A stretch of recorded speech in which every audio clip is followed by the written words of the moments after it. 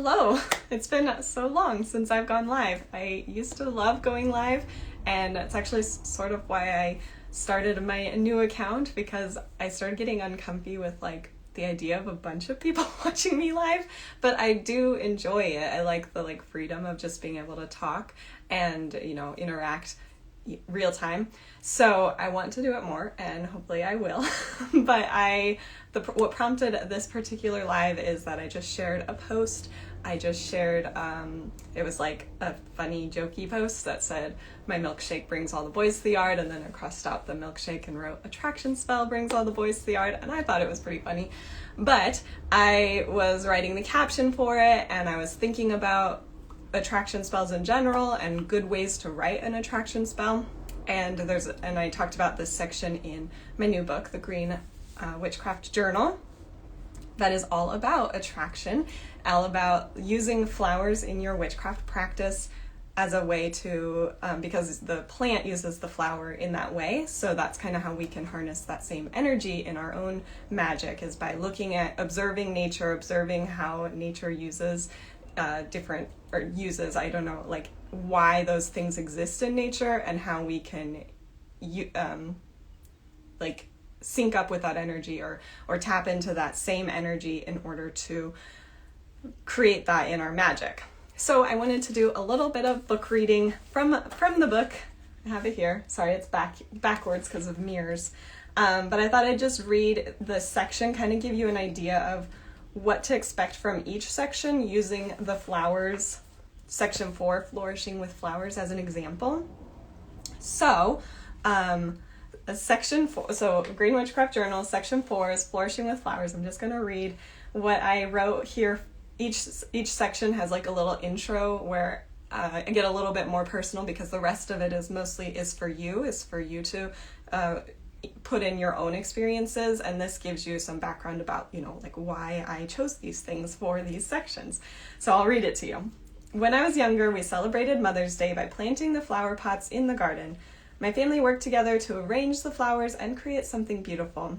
We collected the blooms to press and to make into art. However, flowers are not just pretty decorations, fountains of fragrance, and food sources. Flowers serve the plant by attracting pollinators so that the seeds can develop and the plant can reproduce. Keep this in mind when using flowers for green witchcraft.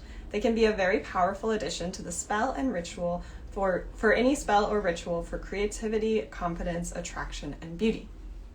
In this section, section 4, you will connect with flowers on a deeper level. Use these colorful blossoms as a reminder to bloom, for encouragement, and to inspire creativity. You'll drink a flowery tea, cast spells with peony, rose, and calendula, create your own flower press, and design a beautiful flower crown. By the end of this section, you will better understand the unique energy of flowers. So that gives you kind of a preview of what you can expect for the rest of the chapter, and so each section or chapter, whatever you want to call it, starts with 2 journal prompts on either page, and then there's space for you to kind of journal about it. If you need more space, you can of course use another journal. If it's really inspiring you to write, you can continue elsewhere, but this is also plenty of space. So for each section, it's based on that theme. In our section here, what if you could bloom, and the benefits of weeds. I'll let you read them when you pick up the book, what they really are prompting you to write about. And then for each of the materials sections that are plant-based, so there's the flower section, there's the herbs and leaves section, there's stems and roots, and then wood, the woody section. And each of those 4 plant-based sections have tea, so that's one of the spells, is to make a tea. And for the flower section, it's a floral tea for calming. So as you're making the tea and drinking the tea, it's meant to calm you, using chamomile and lavender, 2 very calming flowers. And then there's, so including the tea, there's 4 total spells for each section. We have Bloom Where You're Planted, which is a spell for overcoming hardships, blooming, creating some sort of positivity even in the face of something hard that you're going through. And then there's a creativity charm bag. Again, the flower is the reproductive part of the plant, so there's a creation aspect of that. And so the creativity charm bag is something that you can carry with you, and you can take help you, or to you can set it on your desk or anything like that, anywhere that you need to be creative. And then there's an attraction spell, and so this is specifically to attract things into your life. So those are all the flower spells, and then there's also 4 exercises in each section. So for this flower section, there's instructions for a flower press, to collect flowers and then press them in order to make art with them or use them in a spell or whatever you want to do with them. There's also instructions and kind of journaling for choosing a signature flower, so kind of investigating what flower you really identify with, something that's like you.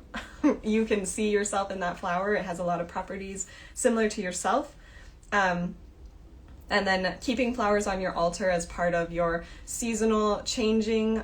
So if you change your altar as part of the seasonal changes, or based on the zodiac sign that the sun is in, or anything else, the moon phases, keeping a vase of flowers as part of that ritual, as part of that aesthetic, I guess.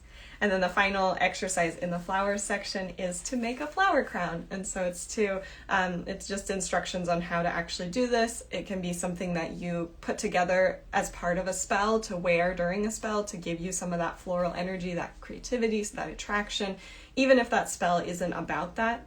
It's also something that you could wear for seasonal rituals along the wheel of the year and things like that. So you could create a flower crown that goes with the season using flowers of the season.